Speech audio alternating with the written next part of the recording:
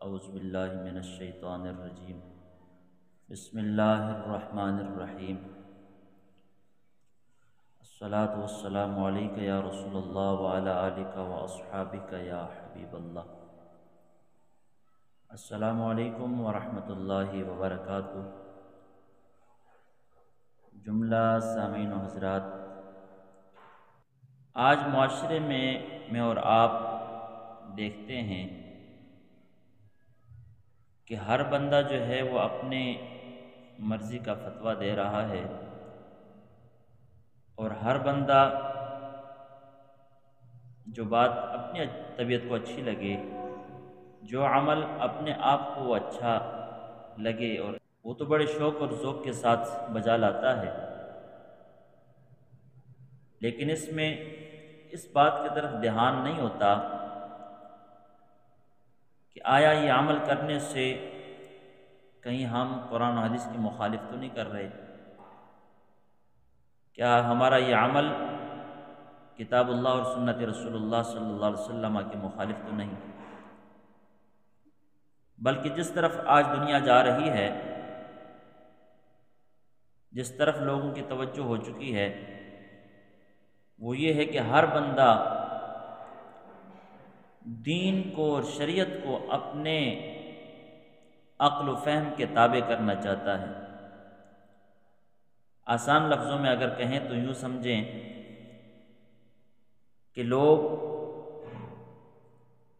شریعت کے احکامات کو اپنے تابع کرنا چاہتے ہیں، حالانکہ ہونا تو ایسا چاہیے کہ حضرت انسان مومن کو شریعت مطہرہ کے پابند ہو، خود کو دین کے تابع کرنا چاہیے۔ بہت ساری باتیں ہیں جس کی وجہ سے آج مسلمان تباہ ہو رہا ہے، اور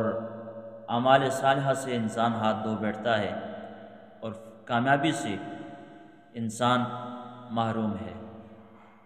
بے شمار اس کی وجوہات ہو سکتی ہیں کہ کامیابی سے انسان کیوں محروم ہے۔ ان میں سے ایک وجہ یہ ہے کہ آج انسان نے دین کو، شریعت کو اپنے تابع کرنے کی کوشش کی ہے، بجائے کہ خود دین اور شریعت کے تابع ہو۔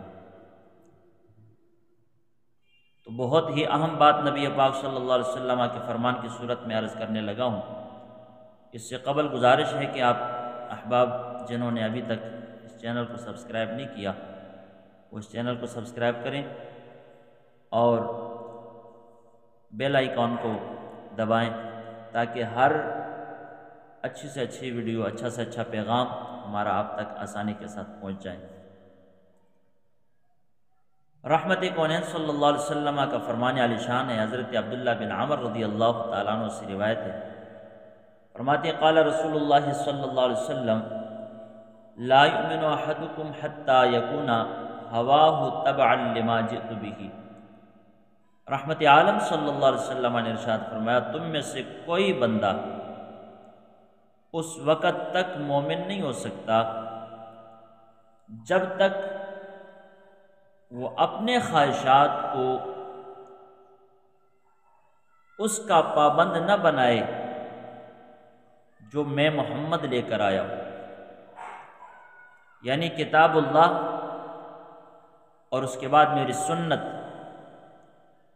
سرکار دو عالم صلی اللہ علیہ وسلم فرمانا یہ چاہتے ہیں کہ حضرت انسان اس وقت تک تم مومن نہیں ہو سکتے جب تک تمہاری خواہشات، تمہارے معاملات، تمہارے جملہ اعمال و اقوال کتاب اللہ اور سنت رسول اللہ صلی اللہ علیہ وسلم کے مطابق نہ ہوں تو تم مومن نہیں ہو سکتے۔ اب یہ رحمت کونین صلی اللہ علیہ وسلم کا فرمان عالی شان بہت واضح ہے